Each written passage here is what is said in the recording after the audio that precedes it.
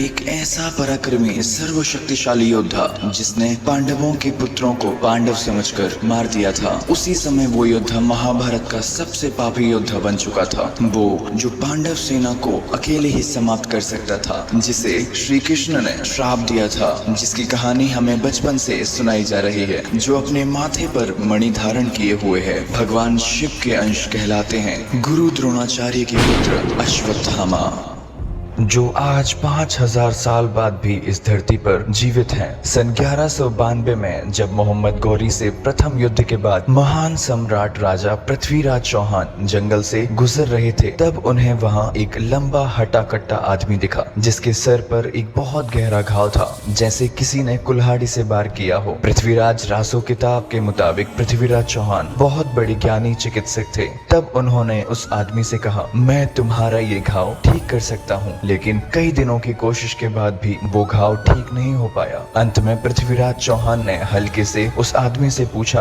क्या आप अश्वत्थामा हैं? मंद स्वर में उत्तर आया और उस आदमी ने हामी भर दी और वहां से उठ के चला गया।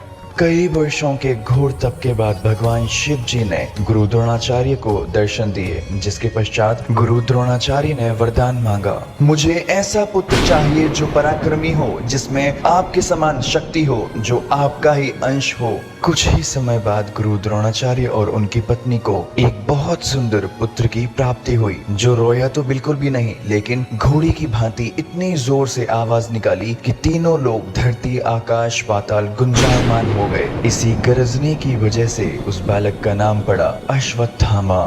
शिव पुराण के अनुसार अश्वत्थामा भगवान शिव जी के ही अंश हैं और उनके माथे पर लगी मणि को भगवान शिव जी की तीसरी आंख का रूप माना जाता है। उस मणि के कारण ही अश्वत्थामा को एक ऐसा वरदान मिला था कि कोई भी अस्त्र शस्त्र भूख प्यास कोई भी चीज अश्वत्थामा को नहीं मार सकती। उन्हें अमरता का वरदान प्राप्त हुआ था। कई लोग तो ये मानते हैं कि गुरु द्रोणाचार्य ने सिर्फ अर्जुन को ही ब्रह्मास्त्र का ज्ञान दिया था, लेकिन ये सच नहीं है। पुत्र मोह में गुरु द्रोणाचार्य जी ने अश्वत्थामा को भी ब्रह्मास्त्र का ज्ञान दिया था।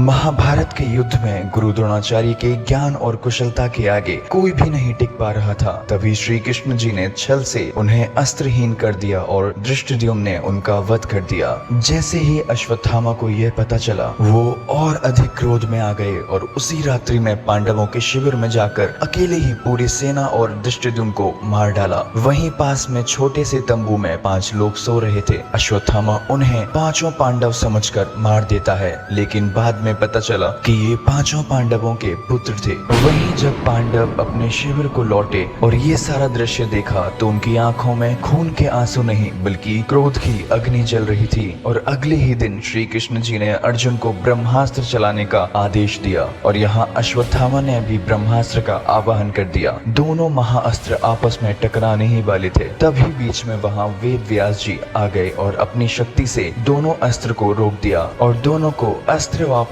लेने का आदेश दिया। अर्जुन ने फौरन ब्रह्मास्त्र वापस बुला लिया, किंतु अश्वत्थामा को ये विद्या नहीं आती थी और सोचने लगा, पांडवों के आखिरी अंश को भी मिटा दूंगा, और अपने अस्त्र को उत्तरा की ओर मोड़ दिया जो गर्भवती थी। श्री कृष्ण जी ने अश्वत्थामा की इस हरकत से क्रोधित होकर पहले तो अपने सुदर्शन चक्र से ब्रह्मास्त्र को रोका और अपने चक्र में समा लिया। उसके बाद श्री कृष्ण जी ने अश्वत्थामा को श्राप दिया, तुम्हें कुष्ठ रोग होगा, लोग तुमसे दूर भागेंगे, तुम्हारा शरीर छाले और बीमारी से ढक जाएगा, तुम कभी आराम नहीं कर पाओगे, हमेशा यहाँ वहाँ भटकते रहोगे, मौत भी तुम्हारी पीड़ा समाप्त नहीं कर पाएगी, क्योंकि तुम हमेशा जीवित रहोगे। ये कहकर उन्होंने भीम को आदेश दिया कि वो अश्वत्थामा के सिर में लगी मणि को उखाड़ दें, और तभी से माना जाता है कि अश्वत्थामा इस पृथ्वी पर भटक रहे हैं। ऐसा माना जाता है कि वो इंतजार कर रहे हैं श्री कृष्ण जी के अंतिम अवतार कल्कि का, जिनके जन्म के बाद इस कलयुग को पाप मुक्त करेंगे और पुनः धर्म की स्थापना कर स्वयं को मुक्त करेंगे।